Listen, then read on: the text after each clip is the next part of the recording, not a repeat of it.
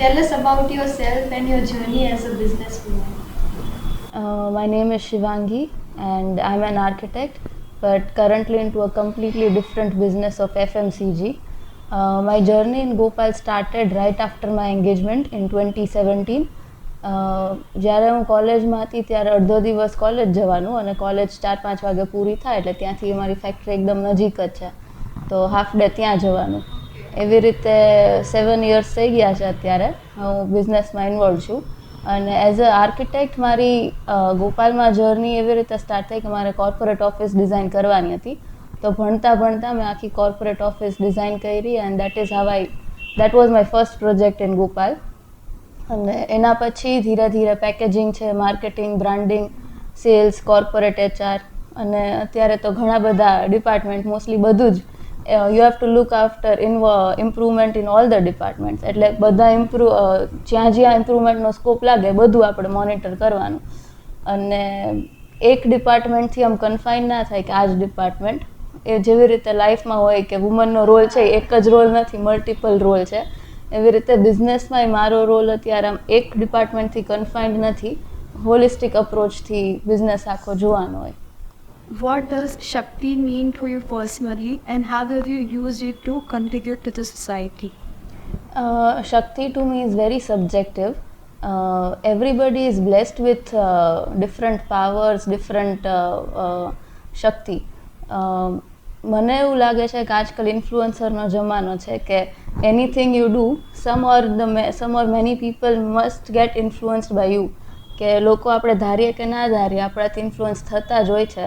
તો why not influence them in the right way. કે મારી પાસે જે કાંઈ બી એબિલિટી છે કે કેપેબિલિટી છે એનો હું કઈ રીતે યુઝ કરું છું, people are going to get inspired by it. તો why not inspire and influence them in the right way.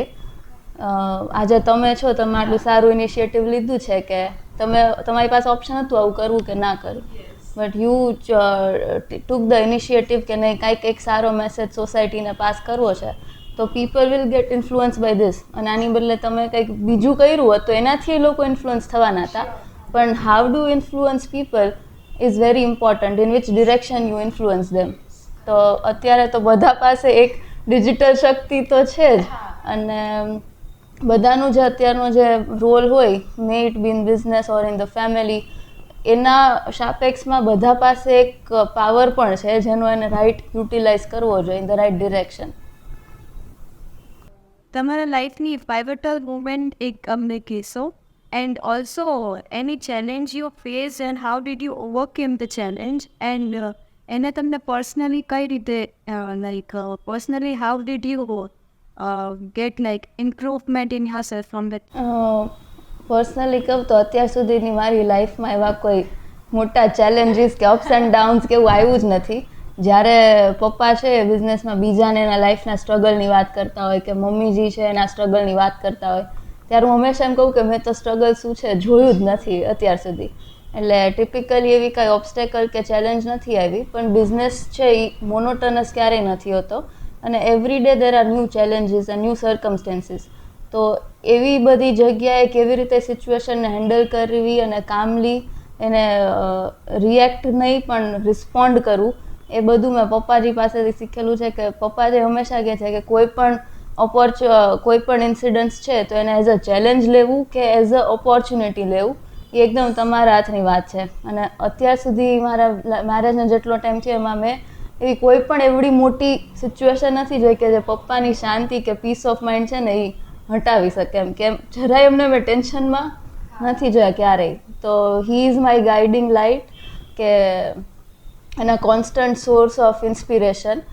અને જ્યારે મારી એન્ગેજમેન્ટ થઈ that was the pivotal moment. It is for the good કે મને રાઇટ લાઈફ પાર્ટનર મળ્યા. પણ એ જે મોમેન્ટ, એ જે યર છે that is very important in my life. કારણ કે એ જ યરમાં અમે એક મેહુલભાઈ આચાર્ય છે એમના સાથે કોન્ટેક્ટમાં આવ્યા. જેવી રીતે બધાના લાઈફમાં ફેમિલીમાં એક ફેમિલી ડૉક્ટર હોય એવી રીતે અમારા ફેમિલી ગુરુ છે કે લાઈફની કાંઈ પણ સિચ્યુએશન છે કે કાંઈ પણ છે તો એનો આધ્યાત્મિક પોઈન્ટ ઓફ વ્યૂથી એનું સોલ્યુશન શું હોય કે બધી વસ્તુનું સોલ્યુશન ભલે ના થાય પણ કોઈ પણ સિચ્યુએશન છે એ માઇન્ડને અશાંત ના થવા દે.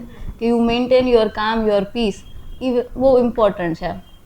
તો he is a constant support, spiritual support, which is very much needed in any adverse situation if it may arise. So, Shivangi, what does empowerment mean to you? Empowerment to me is something that you are able to take charge of your life or to make a difference in your life or in the society. But the direction of that change should be in a positive way. અત્યારે empowerment બધું છોકરીઓને એવું લાગે છે હું empowered છું તો આ નહીં કરું, હું ઓલું નહીં કરું. તો જે એમ્પાવરમેન્ટ છે એ છે કે to make a positive change in the society. તો એમ્પાવરમેન્ટનો ઘણો બધો અત્યારે જે છે અલગ ફેઝમાં જતો રહ્યો છે ટર્મ, પણ એનું બહુ જ એક પોઝિટિવ ટર્મ છે કે you are free to make a positive impact in the life of other people or in your life. કે અત્યારે કાંઈ પણ વસ્તુઓ મને કરવી છે, મને આ સારી લાગે છે, CSR ફ્રન્ટમાં છે ક્યાંય, તો પપ્પા મને ફ્રીડમ આપે કે તારે જે કરવું હોય તું કર, પણ એમાં તું જોઈ વિચારીને બધું કરજે. તો એ જે ફ્રીડમ મળવી ને, that is empowerment. You are empowered. પછી હવે ફ્રીડમનો યુઝ કેવો કરવો ને, that is completely dependent on us. So empowerment should be in the right direction. So, if you were to rewind the clock and give an advice to your younger self, what would you have given?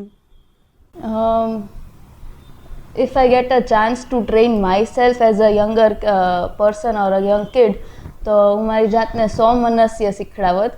કે સૌમનસ્ય એટલે શાંત મન. કે I am a personality who is very very sensitive and who over things. કે નાનપણના incident મને હજી યાદ છે કે જ્યારે આપણે ABCD લખાવતા ત્યારે હું સ્કૂલેથી આવું અને મારું હોમવર્ક ફિનિશ ના થાય ત્યાં સુધી હું જમું નહીં. હું યુનિફોર્મ પણ ચેન્જ ના કરું, કે હું જ્યાં બેગ મૂકું ત્યાં જ એમાંથી બુક્સ કાઢી અને એ વાળું જે હોમવર્ક છે એ પૂરું કરી લઉં ને એમાંથી એ સરખા ના લખાય તો મને રોવું પણ આવે. એટલું ઓવર સેન્સિટિવ છે અને હું રોજ પછી જ જમું. એટલે મને થાય કે હું કાશ ચેન્જ કરી શકતો, હું નાનપણથી જ મારો આ સ્વભાવ ચેન્જ કરત તો અત્યારે થોડુંક વધારે શાંત રહી શકાય. So that is the only thing. This year's Women's Day theme is Inspire Inclusion. What are your views on it? Frankly speaking, I never believed in this idea of Women's Day. I don't understand the logic behind it, that why celebrate one day when our existence in itself is a celebration. And there is a trend of creating new themes each year for Women's Day. This year theme is Inspire Inclusion. So you have to basically, this theme suggests that you have to inspire other women and include them in the larger forum to speak up for themselves. But what I think is you have to inspire other women by paving the path for them. You have to lead by example. There will be the first women pilot or the first women Navy officer, or there will be first women in all the fields. So they have paved the path for the rest of them to follow. And what I feel is women have a very major role in shaping the culture of the society, and so they have to rise above the materialistic aspect of it. Women's Day is not just related to women earning or their professional life.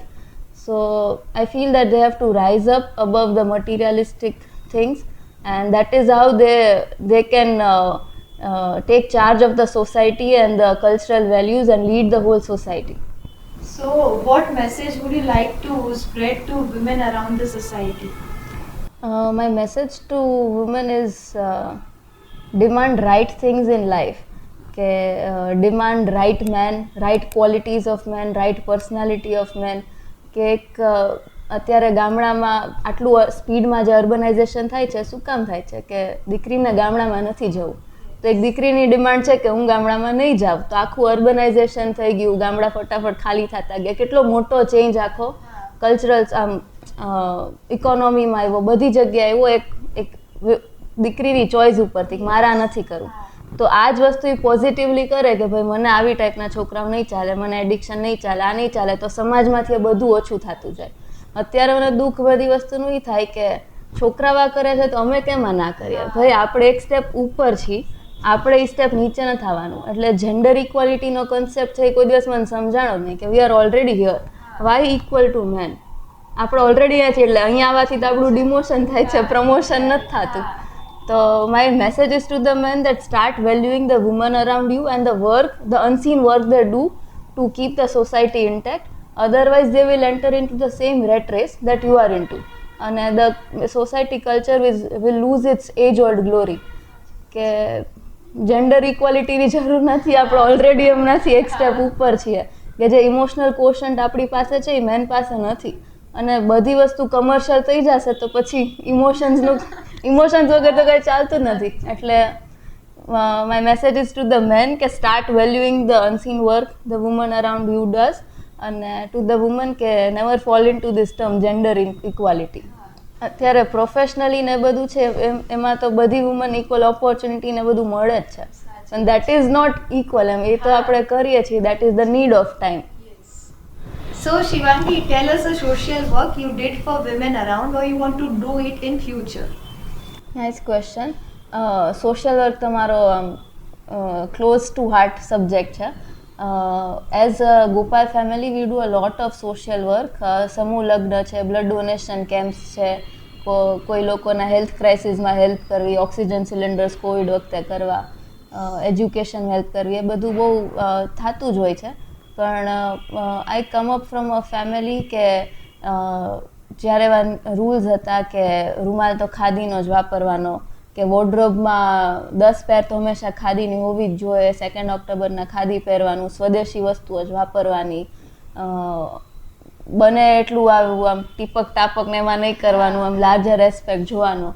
એટલે મને એક્ટિવિટીમાં social વર્કમાં બહુ interest હતો. જ્યારથી અમે મેહુલભાઈ આચાર્યના કોન્ટેક્ટમાં આવ્યા છીએ ત્યારથી 7 યર્સથી હું સ્ટડી કરું છું કે સોશિયલ વર્ક એવું કંઈક કામ ગોતવું છે કે જે એકચ્યુઅલમાં બહુ બધા લોકોને ફાયદો કરી શકે ને લાંબા ટાઈમ સુધી ફાયદો કરી શકે. પહેલાં મને એવું થતું કે આટલા લોકોને જમાડી દીધા તો બહુ સારું કામ છે, પણ એને 4 કલાકમાં પાછી ભૂખ લાગશે, તો તમે ખાલી 4 કલાકનો પ્રોબ્લેમ છે એ સોલ્વ કર્યો. તો 7 વર્ષ એમની સાથે હતા, એમાં અમને સુવર્ણપ્રાશન મુવમેન્ટની ખબર પડી, જે અત્યારે બહુ ઓછા લોકોને ખબર છે કે સુવર્ણપ્રાશન એક એવી મુવમેન્ટ છે કે જે એવરી મંથ પુષ્ય નક્ષત્રના બધા 0 to 15 યર્સના કિડ્સને ડ્રોપ આપવાના હોય છે. અને એ જે મુવમેન્ટ છે એમાં 700 કેન્દ્ર છે અને 7 લાખ બાળકો એવરી મંથે ડોઝ લે છે. અને એમાં 700 કેન્દ્ર છે, તેમાં 1400-1500 લોકો જોડાયેલા છે જેને કોઈ સેલેરી નથી મળતી. બધા એનો સેલેરીનો, ઓફિસ આવર્સનો ટાઈમ કે પોતાનું કામ છોડીને આમાં ઇન્વોલ્વ થાય છે. તો એ કેવડું મોટું કોકનું તપ હશે કે આવડી મોટી મુવમેન્ટ ચાલે છે વિધાઉટ એની એડવર્ટાઇઝિંગ કે કાંઈ, બધું આખી સ્વેચ્છાએ ચાલતી મુવમેન્ટ છે. તો એ મુવમેન્ટને જ્યારથી અમને ખબર પડી ત્યારથી અમે એમાં ફાઇનાન્શિયલી સપોર્ટ કરવાનું સ્ટાર્ટ કર્યું છે. પણ એ મુવમેન્ટ એવી છે કે જ્યાં તમે એમાં સપોર્ટ કર્યું તેની થર્ડ પર્સનને કોઈને ખબર ના પડે, બધું ગુપ્તદાન જેવું જ હોય, પણ એમાંથી અંદરનો સંતોષ એટલો બધો મળે છે ને કે નહીં, બહુ સારું કામ થાય છે. એમાં જે પેરેન્ટ્સને એના ચાઇલ્ડમાં બેનિફિટ દેખાય, લોકો એના ખર્ચે છાપામાં કે ક્યાંક એડ આપતા હોય છે કે આનાથી મારા છોકરાના હૃદયના છેદ બુરાઈ ગયું, કે બહુ મોટા મોટા બેનિફિટ થાય છે. એટલે એ વર્ડ ઓફ માઉથથી એની પબ્લિસિટી થાય છે. અને ફાઇનાન્શિયલી હેલ્પ કરતાં અમે સન્ડે છીએ તો સન્ડેના એમાં બધી વસ્તુ ફાઇનાન્શિયલી થયું નથી હોતું, ઘણી વસ્તુમાં પર્સનલ ઇન્વોલ્વમેન્ટ, અને આપણી જે જનરેશન છે ને એ ટેકનોસેવી છે તો એ બધાનો યુઝ આમાં કરવો જોઈએ. તો એવરી સન્ડે પર્સનલી હું મારો ટાઈમ એમાં ડોનેટ કરું છું કે ટાઈમ અત્યારે સૌથી એક્સપેન્સિવ છે, તો કઈ જગ્યાએ ટાઈમ આપવાની બહુ મોટી વસ્તુ છે. એટલે મારો મેસેજ યંગસ્ટર્સને એ બી છે કે અત્યારે આપણે બધાને પાર્ટી કરવી, ગેટ ટુગેધર ને એ જ છે, કોઈને આવી બધી એક્ટિવિટીમાં જલ્દીથી ઇન્ટરેસ્ટ નથી પડતો. તો એ થોડોક ટાઈમ આપણા જેવા બધા લોકો થોડુંક કરે, તમારું ઇનિશિયેટિવ લીધું, બહુ સારું છે. તો વધારે સારી રીતે આખા સોસાયટીને હેલ્પ થઈ શકે.